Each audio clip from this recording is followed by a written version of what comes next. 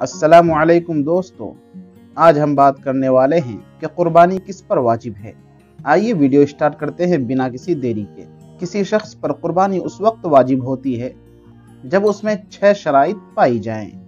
اگر ان میں سے کوئی ایک شرط بھی نہ پائی جائے تو قربانی کا وجوب ساقط ہو جاتا ہے اور قربانی واجب نہ رہے گی، یعنی وہ شخص پھر قربانی نہیں دے گا۔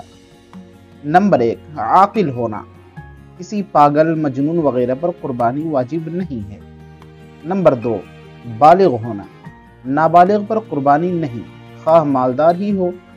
اگر کوئی ایام قربانی میں بالغ ہوا اور مالدار ہے تو اس پر قربانی واجب ہے۔ نمبر 3، آزاد ہونا۔ غلام پر قربانی نہیں ہے۔ نمبر 4، مقیم ہونا۔ مسافر پر قربانی نہیں ہے۔ ہاں، اگر مسافر مالدار ہے اور قربانی کرتا ہے تو اس کو قربانی کرنے کا ثواب ضرور ملے گا۔ نمبر 5، مسلمان ہونا۔ غیر مسلم پر خواہ کسی مذہب کا ہو قربانی واجب نہیں۔ ہاں، اگر کوئی غیر مسلم ایام قربانی میں مسلمان ہو گیا اور وہ صاحب نصاب ہو تو اس پر بھی قربانی واجب ہے۔ آخری اور سب سے اہم پوائنٹ، نمبر 6، صاحب نصاب ہونا۔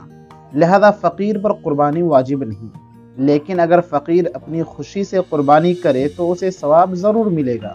اگر کسی آدمی کے پاس نصاب کی مقدار رقم موجود ہو مگر اس پر اتنا قرض ہو جو اگر وہ ادا کرے تو اس کو صاحب نصاب ہونے سے نکال دے، ایسے شخص پر قربانی واجب نہیں۔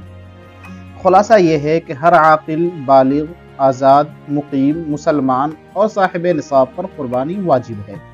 امید کرتا ہوں کہ آپ سمجھ گئے ہوں گے۔ اب فیصلہ آپ کو کرنا ہے کہ آپ پر قربانی واجب ہے یا نہیں۔ اور اگر دینی سلسلے میں کوئی سوال ہو تو ضرور کریں، انشاءاللہ معقول جواب دی جائے گی۔